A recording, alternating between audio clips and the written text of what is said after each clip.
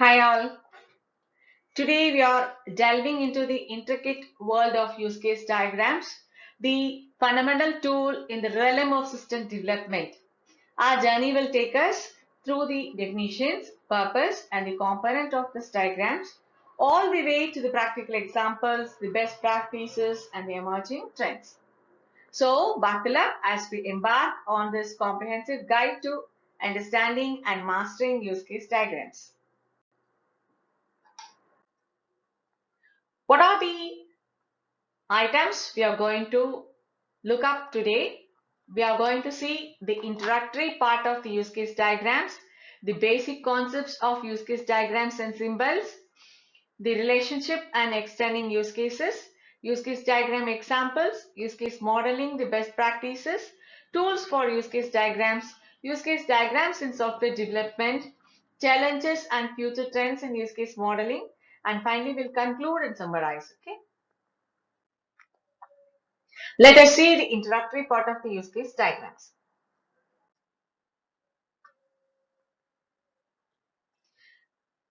Let us start at the beginning. What exactly are the use cases?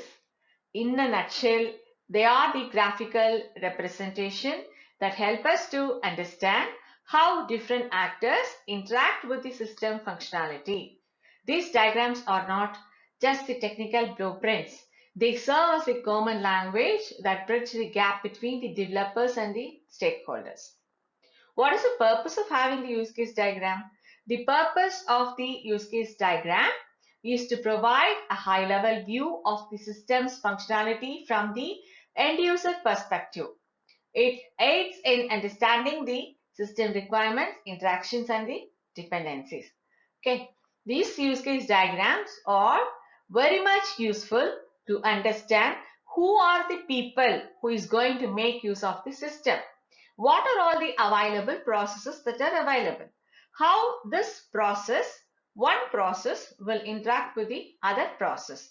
How people are connected with the other process. People are connected to the process or the use cases through some relationship, and this use case diagrams will help us to predict the interactions and dependencies of one use case to the other use case.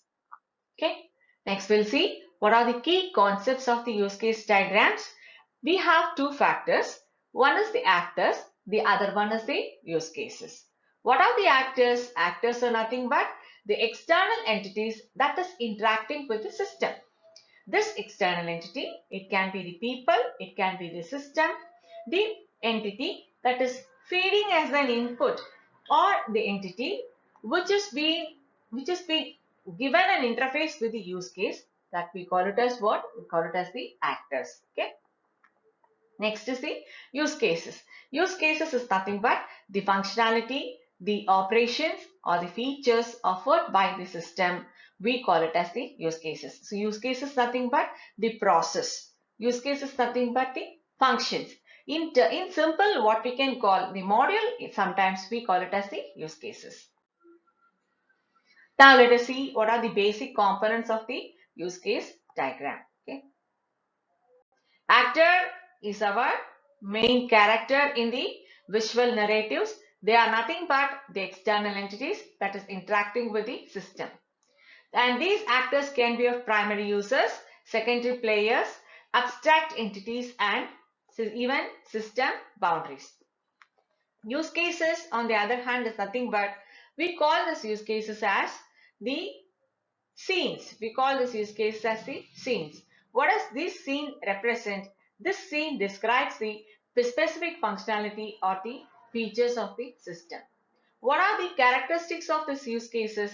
Clear, concise, and focused on the user's goal. This use cases will be focusing accurately on the user's goal. Third point is the relationships. Okay, how these actors are connected to the use cases? Exactly by the connections. What is this connections called? These connections are nothing but the relationship.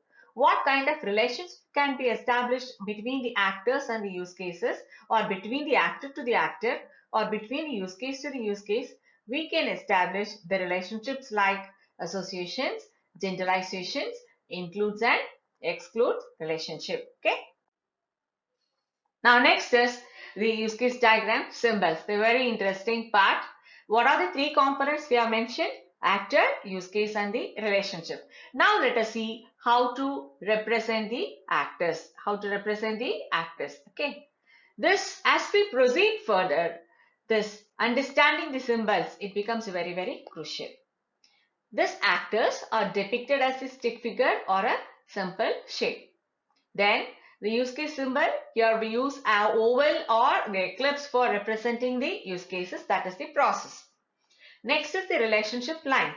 The solid lines for association, dashed lines for includes and extends will be used. That is, we are using solid lines for association, dashed lines for includes and excludes. What is the diagrammatic layout? This diagrammatic layout is nothing but any actor or any user must be represented in a very neat and clear format. Very neat and clear format. That is called as the diagrammatic representation. Here we can see the various symbols that is used in the use case diagrams, the use case, actors, boundary, connections, include relationship and exclude relationship. Okay. Next we will see the use case diagram, use case identification. How do we come up with this use cases, you ask? That is where identification techniques come into play. Brainstorming, interviewing, and document analysis is the various techniques that is performed to identify the use cases. That is, here I know who are all the users, but I should know what are all the operations that can be included. To identify those kind of operations, we have to identify those kind of use cases or the process or the functionality. We have to make use of the following techniques like brainstorming, interviewing, and document analysis. Okay.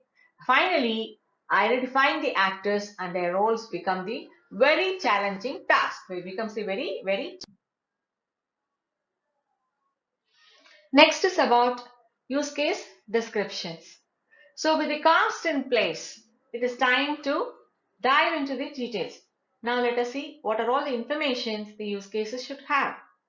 Each use case gets a detailed description covering its name, involved actors, the preconditions, main flow, and the post conditions. Okay.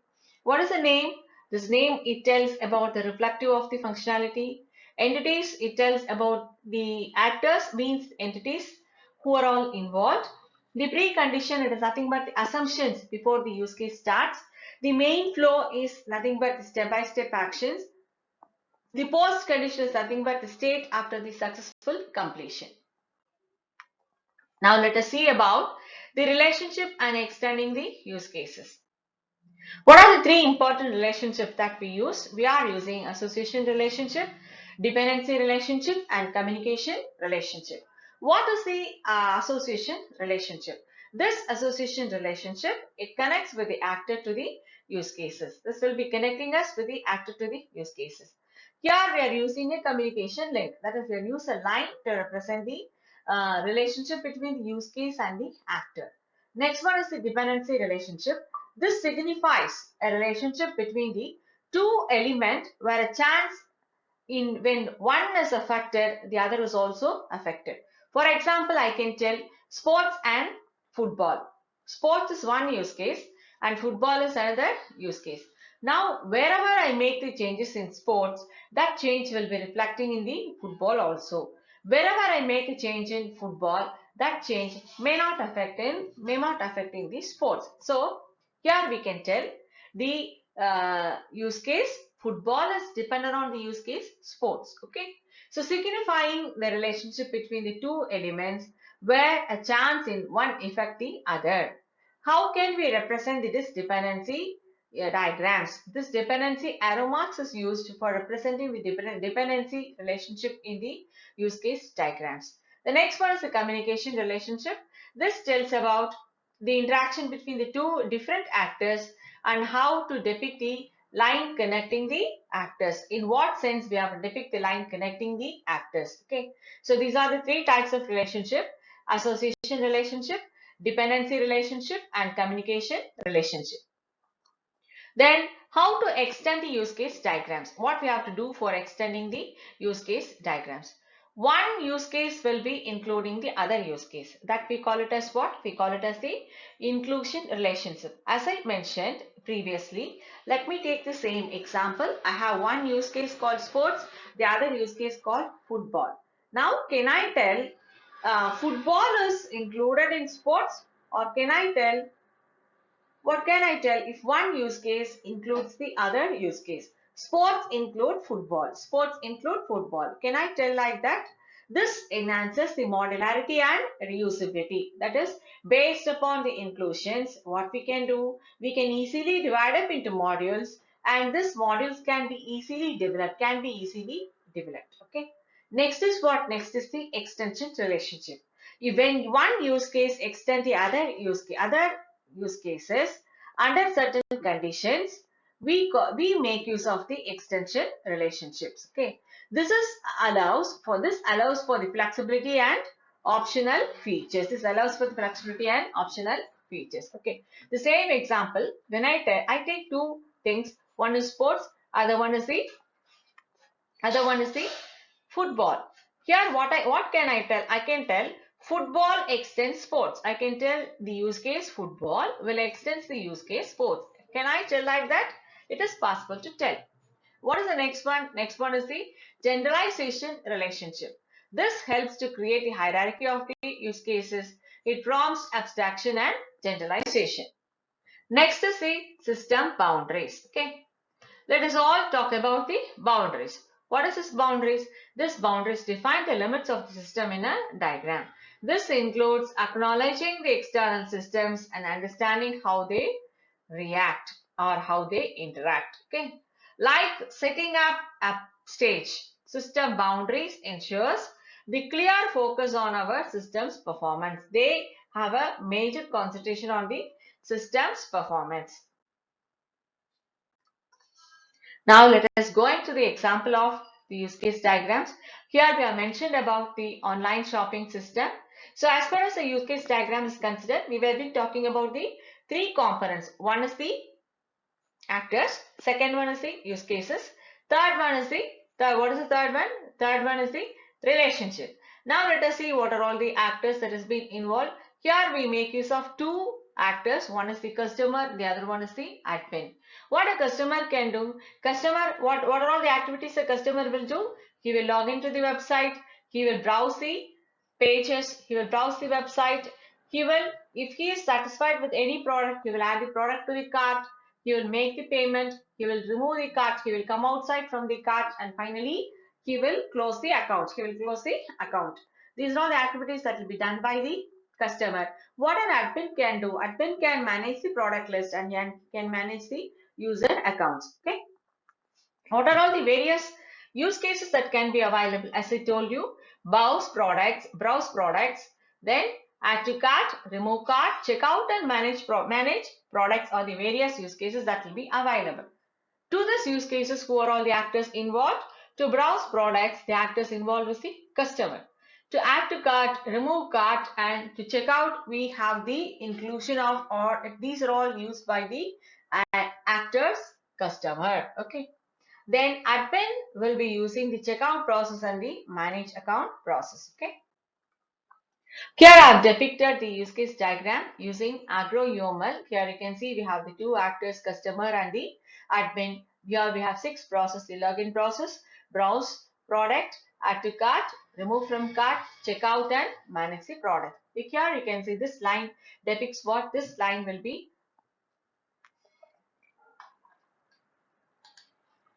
This line will be this line, that is this line depicts the what type of relationship? Association relationship. Customer is associated with login, then browse product, then add to cart, remove from cart, then checkout, and then the manage products. Okay. Here you can see admin is involved in login process, he is involved in or connected with the checkout process, and he is involved with manage projects. Okay. Now let us see what are all the best practices of the use case models. Okay. The best practice is we have to give a better naming conventions. There should be some consistency in naming conventions. We have to avoid ambiguity in describing the use cases. We have to give the regular updates and reviews about the use cases that you are doing. Okay. What are the tips for performing the better use case models to build up the better use case models? We have to use swim lanes for categorizing the actors, Employing a modular approach. So when we have a larger system, break down that larger system into smaller system by making use of the modular approach. The next is ensure alignment with the overall system goals. When we make it as a modular approach, you will be having into the different modules and operating with one module. We should be careful enough with aligning with the overall system goals. Next, let us see what are all the participation or what is the role of the use case diagram in software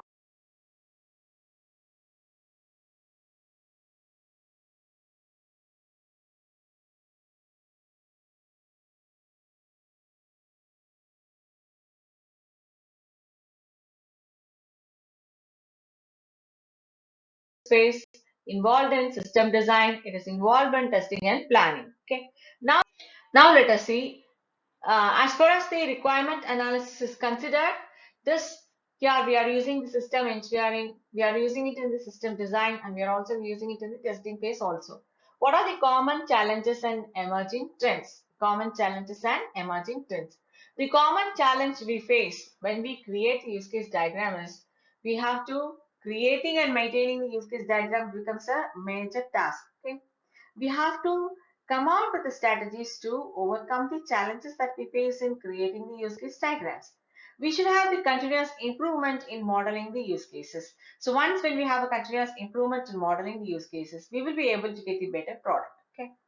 What are the emerging trends? Emerging trends is now we have a lot of latest technologies where the use cases can be indulged with the new technologies. Okay. The evolving role of the use case diagrams in the system development plays an important concern. To conclude with, let us see what is the use case diagrams. This use case diagrams, it plays a very important role in understanding, designing, communicating system functionality. Okay, by incorporating the actors, by using the use cases, and by using the relationships, these diagrams provide a visual roadmap for system development. Okay, from the identification and this descriptive of the use cases to model the best practices and future trends. A comprehensive understanding of the use case diagrams, it enhances the efficiency and effectiveness of the software development process.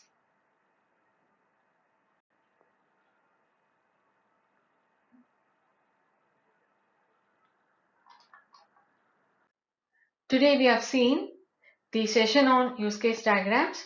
Here we have covered the basic concepts of use case diagrams, basic components of use case diagram, purpose of use case diagrams, an example of use case diagrams, how it is useful in software development lifecycle. I hope this session might be a useful one for you. Thank you.